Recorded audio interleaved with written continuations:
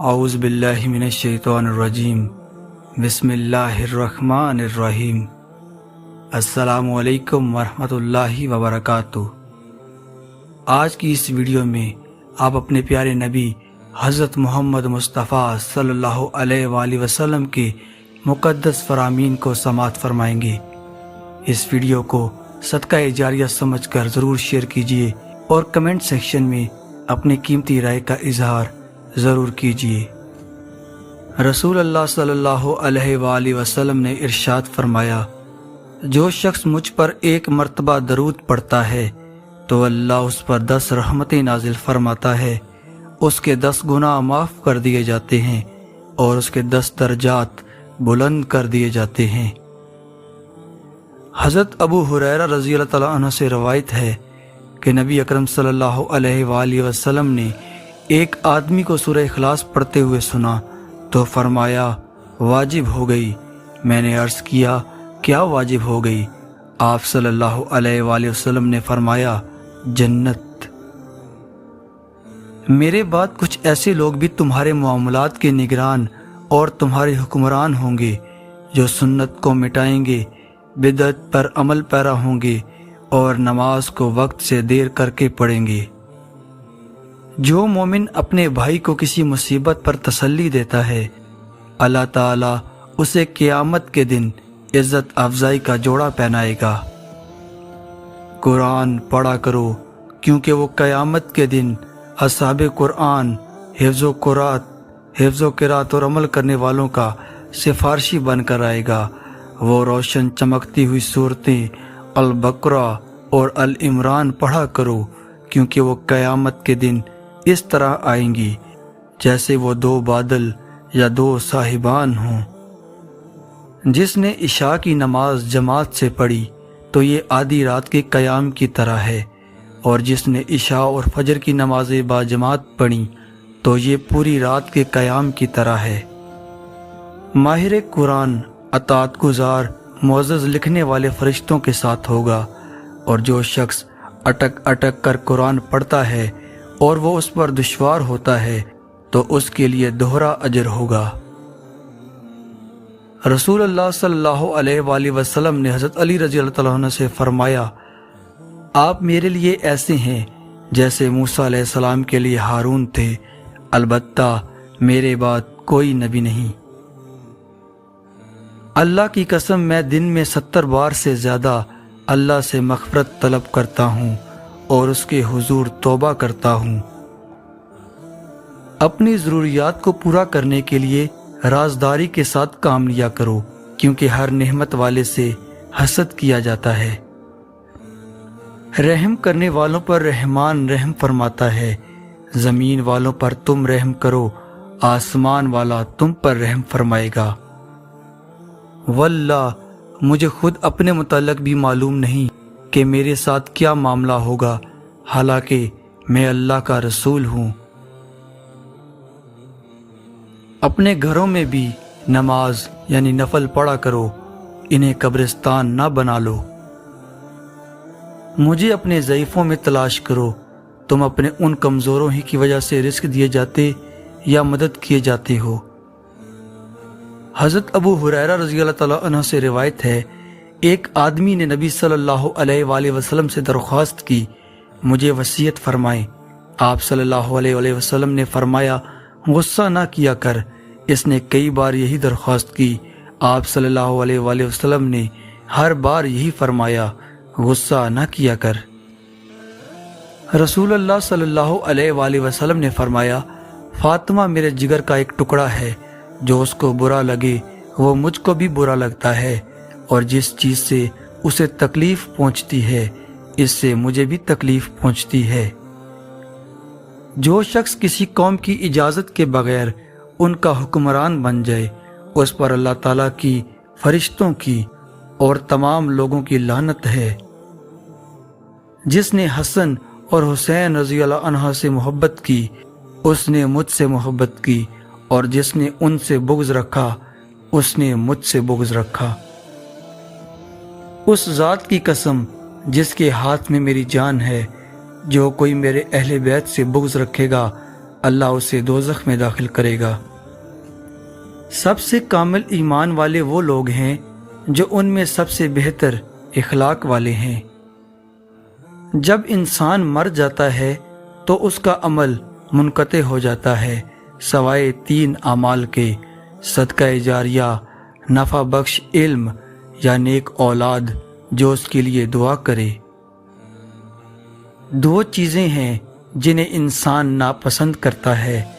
Number 1، انسان موت کو ناپسند کرتا ہے حالانکہ موت مومنوں کے لیے فتنے سے بہتر ہے، اور دوسری، وہ قلت مال کو ناپسند کرتا ہے جبکہ قلت مال کا حساب کم ہے۔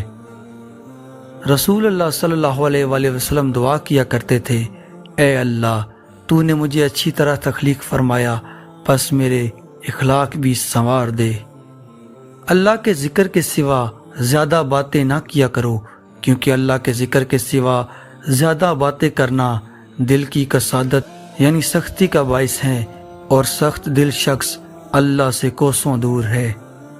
جو مسلمان اللہ کا ذکر کرتے ہوئے باوضو سو جائے اور پھر وہ رات کے کسی وقت بیدار ہو کر اللہ سے کسی خیر و بلائی کا سوال کرے تو اللہ وہی خیر اسے عطا فرما دیتا ہے۔ جو شخص اللہ کے لیے حج کرے پھر وہ گناہ کا کام کرے، نافحش گوئی کرے، تو وہ گناہوں سے پاک ہو کر اس روز کی طرح لوٹتا ہے جس روز اس کی والدہ نے اسے جنم دیا تھا۔ جس کے پاس کوئی جانور ہو جسے وہ قربانی کے لیے ذبح کرنا چاہتا ہو تو ذوالحجہ کا چاند نظر آ جانے کے بعد اپنے بال اور ناخن ہرگز نہ کاٹے حتیٰ کہ قربانی کر لے۔ جس نے صبح کی نماز ادا کی وہ اللہ کی پناہ میں ہے۔ اللہ تعالیٰ نے فرمایا: میرے بندو، اگر تم سب جن و انس ایک میدان میں کھڑے ہو کر مجھ سے سوال کرو اور میں ہر انسان کی مراد پوری کر دوں تو اس سے میرے خزانوں میں صرف اتنی سی کمی آئے گی جیسے سمندر میں سوئی ڈال کر نکال لینے سے سمندر میں کمی آتی ہے۔ نماز کی حالت میں اللہ تعالیٰ اپنے بندے کی طرف متوجہ رہتا ہے جب تک وہ ادھر ادھر نہ دیکھے۔ جب وہ اپنا منہ ادھر ادھر کرتا ہے تو اللہ تعالیٰ اس سے توجہ منقطع فرما لیتا ہے۔ تمہارا رب اپنے بندے کی اس بات سے خوش ہوتا ہے جب وہ کہتا ہے کہ اے اللہ میرے گناہ بخش دے، کیونکہ تیرے سوا کوئی اور ذات نہیں ہے جو گناہوں کو معاف کر سکے۔ جس مومن کی آنکھ سے اللہ کے خوف کی وجہ سے آنسو نکل آئیں، اگرچہ مکھی کے سر جتنے ہی ہوں، پھر وہ آنسو اس کے چہرے کے ظاہری حصے یعنی رخساروں پر لگ جائیں، اللہ تعالیٰ اس پر جہنم کو حرام کر دے گا۔ میں محمد ہوں، میں احمد ہوں، میں ماہی ہوں، میرے ذریعے سے اللہ تعالیٰ کفر مٹا دے گا۔ میں حاشر ہوں، لوگوں کو میرے پیچھے حشر کے میدان میں لایا جائے گا، اور میں عاقب ہوں، اور عاقب وہ ہوتا ہے جس کے بعد کوئی نبی نہ ہو۔ میں اولاد آدم کا سردار ہوں اور پہلا شخص ہوں گا جس سے زمین پھٹے گی۔ میں سب سے پہلے سفارش کروں گا اور میری سفارش ہی سب سے پہلے قبول ہوگی۔ حضرت انس رضی اللہ تعالیٰ عنہ بیان کرتے ہیں کہ نبی اکرم صلی اللہ علیہ وآلہ وسلم سے زیادہ ہلکی لیکن کامل نماز میں نے کسی امام کے پیچھے کبھی نہیں پڑھی۔ ہر بالغ پر جمعے کے لیے جانا لازم ہے، اور ہر وہ شخص جس پر جمعے کے لیے جانا لازم ہے اس پر غسل ہے۔ میری امت میں ایسے برے لوگ پیدا ہو جائیں گے جو زناکاری، ریشم کا پہننا، شراب پینا اور گانے بجانے کو حلال بنا لیں گے۔ جس شخص نے نماز عشاء باجماعت ادا کی تو گویا اس نے نصف شب کا قیام کیا، اور جس نے نماز صبح باجماعت ادا کی تو گویا اس نے پوری رات کا قیام کیا۔ تم میں سے کوئی شخص جمعے کے روز اپنے کسی بھائی کو اس کی جگہ سے اس مقصد سے نہ اٹھائے کہ خود اس کی جگہ پر بیٹھ جائے، بلکہ وہ یوں کہے وسعت پیدا کرو۔ کوئی مومن شوہر کسی مومنہ بیوی سے بغض نہ رکھے، اگر اس کی کوئی ایک عادت اسے ناپسند ہے تو کوئی دوسری عادت پسند بھی ہے۔ دعا کے سوا کوئی چیز تقدیر کو نہیں ٹالتی، اور نیکی کے سوا کوئی چیز عمر میں اضافہ نہیں کرتی۔ اگر کوئی شخص کسی شخص کو کافر یا فاسق کہے اور وہ در حقیقت کافر یا فاسق نہ ہو تو خود کہنے والا فاسق اور کافر ہو جائے گا۔ اللہ تعالیٰ ایسے شخص پر رحم کرے جو بیچتے وقت اور خریدتے وقت اور تقاضا کرتے وقت فیاضی اور نرمی سے کام لیتا ہے۔ سنو، قیامت میں سب سے زیادہ فیض یاب میری شفاعت سے وہ شخص ہوگا جو سچے دل سے یا سچے جی سے لا الہ الا اللہ کہے گا۔ جب آدمی کہتا ہے لوگ ہلاک ہو گئے تو وہ ان سب سے زیادہ ہلاک ہونے والا ہے۔ بندہ جب تک نماز پڑھ رہا ہوتا ہے اس کے سر پر نیکی کی بارش ہوتی رہتی ہے۔ اپنے باپ دادا اور اپنی ماؤں کی قسمیں مت اٹھاؤ، اور نہ ہی اپنے بتوں کی، اور اللہ کی قسم بھی صرف اس صورت میں اٹھاؤ جب تم سچے ہو۔ 3 قسم کے تمام آدمیوں کی مدد اللہ نے اپنے ذمے لے لی ہے۔ اللہ کے راستے میں جنگ کرنے والا، وہ مکاتب جو ادائیگی کا ارادہ رکھتا ہے، اور وہ نکاح کرنے والا جس کا مقصد پاک دامن رہنا ہے۔ مجھے اپنی امت کے متعلق گمراہ حکمرانوں کا اندیشہ ہے۔ جب میری امت میں تلوار رکھ دی جائے گی تو وہ روز قیامت تک ان سے نہیں اٹھائی جائے گی۔ درود تمہارے سب غموں کے لیے کافی ہوگا، اور اس سے تمہارے گناہ بخش دیے جائیں گے۔ اگر تم میں سے کسی کو نماز میں مشغول اپنے بھائی کے آگے سے گزرنے کا گناہ معلوم ہو تو اس کے لیے 100 برس کھڑے رہنا ایک قدم اٹھانے سے بہتر ہوتا۔ جب اللہ تعالیٰ کسی بندے کو کسی رعیت کا حاکم بناتا ہے تو وہ خیر خواہی کے ساتھ اس کی حفاظت نہیں کرتا تو وہ جنت کی خوشبو بھی نہیں پائے گا۔ کیا تم میں سے کوئی رات میں تہائی قرآن پڑھنے سے عاجز ہے؟ صحابہ نے عرض کیا، تہائی قرآن کیسے پڑھا جا سکتا ہے؟ آپ صلی اللہ علیہ وآلہ وسلم نے فرمایا، سورہ اخلاص تہائی قرآن کے برابر ہے۔ اس شخص کے لیے خوشخبری ہو جو اپنے نامہ اعمال میں بہت زیادہ استغفار پائے۔ جب اللہ کسی بندے کو پسند فرماتا ہے تو اس دنیا کے مال و منصب سے بچا لیتا ہے، جیسے تم میں سے کوئی اپنے مریض کو پانی سے بچاتا ہے۔ ان مقامات پر جنات کی آمد و رفت رہتی ہے، لہٰذا جب تم میں سے کوئی بیت الخلاء جائے تو یہ دعا پڑھے، اعوذ باللہ من الخبث والخبائث، میں نر اور مادہ ناپاک جنات سے اللہ کی پناہ چاہتا ہوں۔ جس شخص کے دل میں رائی کے دانے کے برابر ایمان ہوگا وہ جہنم میں نہیں جائے گا، اور جس شخص کے دل میں رائی کے دانے کے برابر تکبر ہوگا وہ جنت میں نہیں جائے گا۔ ایک دوسرے سے حسد نہ کرو، ایک دوسرے سے بغض نہ رکھو، ایک دوسرے سے قطع تعلق نہ کرو، اور اللہ کے بندے بھائی بن کر رہو۔ اسلام کی بنیاد 5 چیزوں پر قائم کی گئی ہے۔ اول، گواہی دینا کہ اللہ کے سوا کوئی معبود نہیں، اور بے شک حضرت محمد صلی اللہ علیہ وآلہ وسلم اللہ کے سچے رسول ہیں، اور نماز قائم کرنا، اور زکوٰۃ ادا کرنا، اور حج کرنا، اور رمضان کے روزے رکھنا۔ کیا میں تمہیں ایسی چیز نہ بتاؤں جو میرے نزدیک تمہارے لیے مسیح دجال سے بھی زیادہ خطرناک ہے؟ ہم نے کہا کیوں نہیں، فرمائیے۔ رسول اللہ صلی اللہ علیہ وآلہ وسلم نے فرمایا، چھپا ہوا شرک وہ یہ ہے کہ آدمی نماز پڑھنے کھڑا ہوتا ہے، جب اسے معلوم ہوتا ہے کہ کوئی اسے دیکھ رہا ہے تو اپنی نماز کو خوبصورت بناتا ہے۔ نبی کریم صلی اللہ علیہ وآلہ وسلم ہر رات جب بستر پر آرام فرماتے تو اپنی دونوں ہتھیلیوں کو ملا کر قل هو اللہ احد، قل اعوذ برب الفلق اور قل اعوذ برب الناس، تینوں صورتیں مکمل پڑھ کر ان پر پھونکتے، اور پھر دونوں ہتھیلیوں کو جہاں تک ممکن ہوتا جسم پر پھیرتے تھے، پہلے سر اور چہرے پر ہاتھ پھیرتے اور سامنے کے بدن پر۔ یہ عمل آپ 3 دفعہ کرتے تھے۔ دنیا گزر رہی ہے جبکہ آخرت آ رہی ہے، اور دونوں میں سے ہر ایک کے طلبگار ہیں۔ تم آخرت کے طلبگار بنو اور دنیا کے طلبگار نہ بنو، کیونکہ آج عمل کا وقت ہے اور حساب نہیں، جبکہ کل حساب ہوگا اور عمل نہیں ہوگا۔ لوگ کسی مجلس میں بیٹھیں اور اللہ کی یاد نہ کریں اور نہ اپنے نبی صلی اللہ علیہ وآلہ وسلم پر درود بھیجیں تو یہ چیز ان کے لیے حسرت و ندامت کا باعث بن سکتی ہے۔ اللہ چاہے تو انہیں عذاب دے اور چاہے تو انہیں بخش دے۔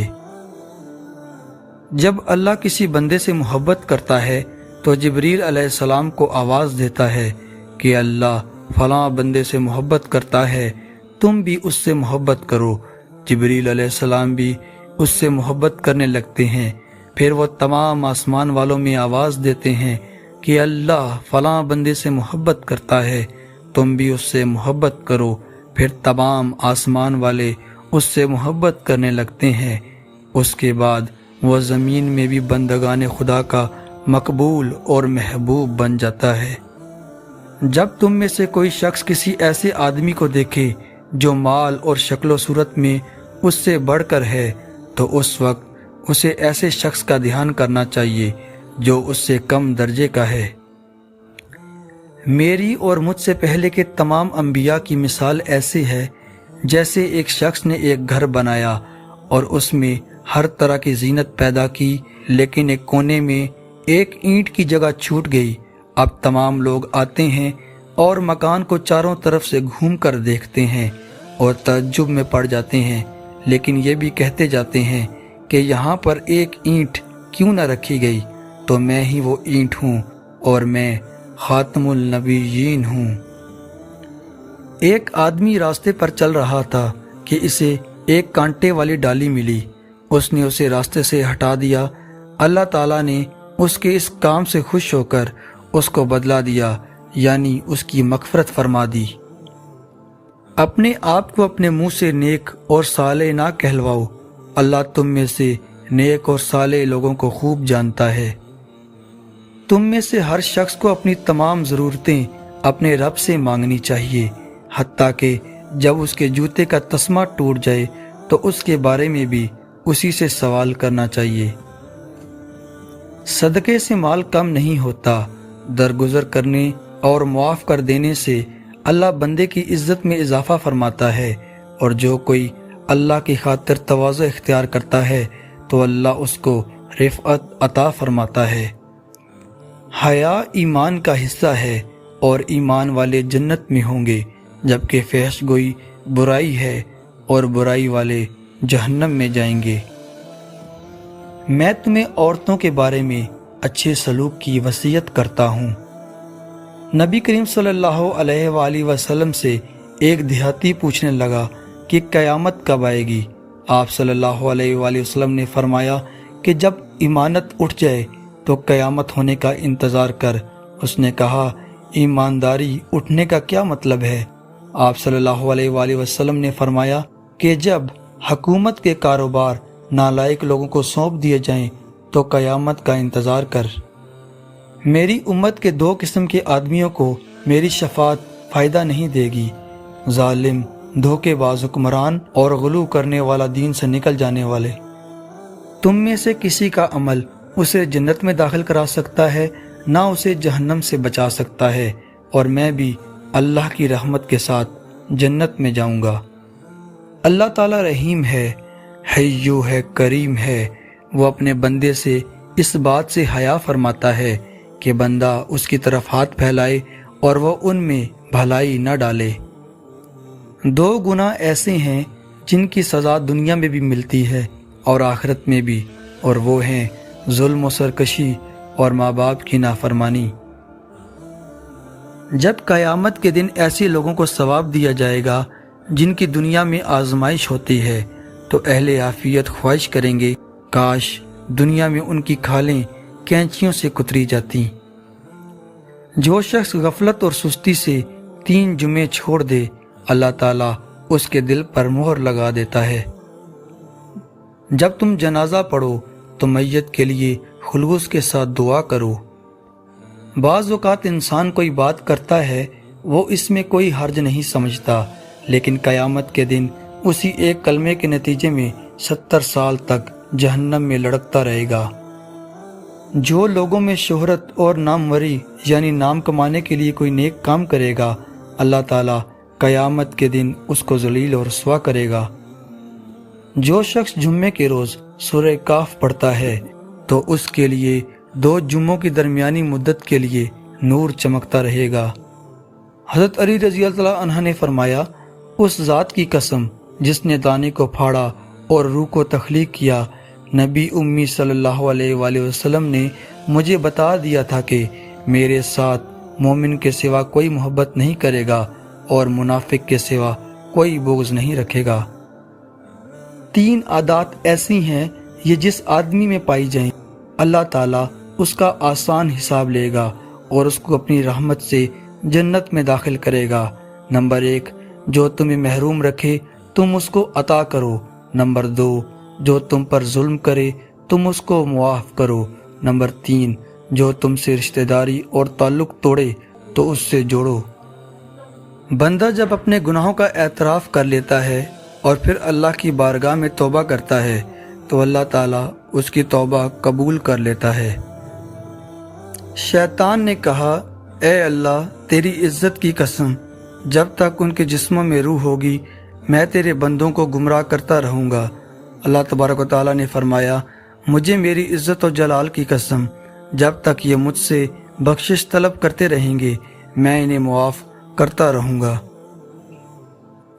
رسول اللہ صلی اللہ علیہ وآلہ وسلم نے فرمایا، اللہ تعالیٰ صرف اس عمل کو قبول فرماتا ہے جو خالص اس کے لیے کیا جائے اور اس کی رضامندی مقصود ہو۔ آدمی اپنے اچھے اخلاق کی وجہ سے رات کو قیام کرنے والے اور دن کو روزہ رکھنے والے کے درجات کو پا لیتا ہے۔ جب اللہ بندے کو کوئی نعمت دیتا ہے اور بندہ الحمدللہ کہتا ہے تو بندے نے جو شکر ادا کیا وہ ملنے والی نعمت سے افضل ہوتا ہے۔ رسول اللہ صلی اللہ علیہ وآلہ وسلم نے فرمایا، میں ذمہ دار ہوں ایک محل کا، جنت کی ایک جانب میں اس شخص کے لیے جو جھگڑا چھوڑ دے اگرچہ حق پر ہو۔ بلا شبہ تمہارا رب بہت حیا والا اور سخی ہے۔ بندہ جب اس کی طرف اپنے ہاتھ اٹھاتا ہے تو اسے حیا آتی ہے کہ انہیں خالی ہاتھ لوٹائے۔ جس نے غیر اللہ کی قسم اٹھائی اس نے کفر یا شرک کیا۔